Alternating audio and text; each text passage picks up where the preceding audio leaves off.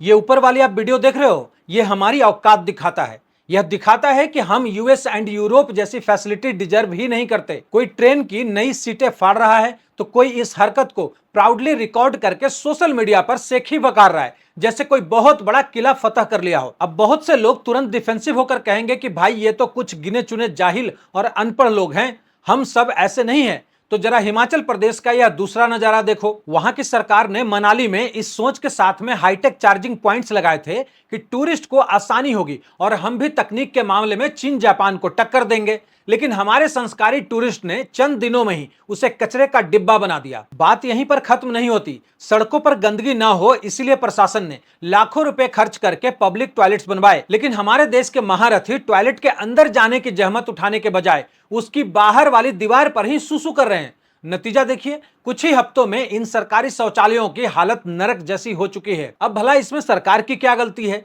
क्या देश के प्रधानमंत्री खुद आकर हर नागरिक को हाथ पकड़कर समझाएंगे कि मित्रों यहां पेशाब मत करो? आखिर हमारा समाज इस कदर गैर जिम्मेदार क्यों है?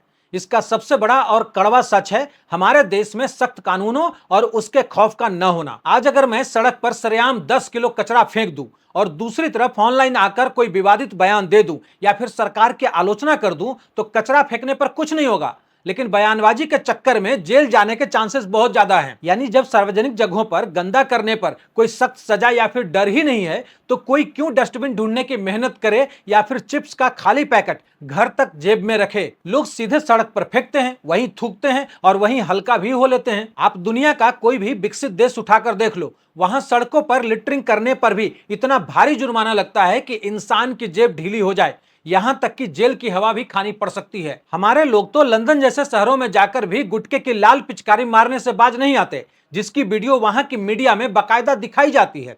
जब तक हमारे देश में ऐसे कड़े नियम और भारी जुर्माने जमीनी स्तर पर लागू नहीं होंगे, तब तक स्वच्छ भारत जैसे बड़े अभियान सिर्फ कागजों और विज्ञापनों तक ही सीमित रह जाएंगे। कड़वी हकीकत तो यह है कि हमें सामूहिक रूप से गंदगी के बीच रहने की एक बुरी आदत लग चुकी है और जब तक हमें खुद अपनी इस बदहाली से कोई फर्क नहीं पड़ेगा, तब तक कोई भी सरकार इसे बदल नहीं सकती। एक पिछड़े और गंदे देश की इमेज से निकलकर एक खूबसूरत और विकसित राष्ट्र बनने के बीच में जो इकलौती दीवार खड़ी है, वो बस यही है, सख्त कानून का डंडा और हमारी अपनी सिविक कॉन्शियसनेस।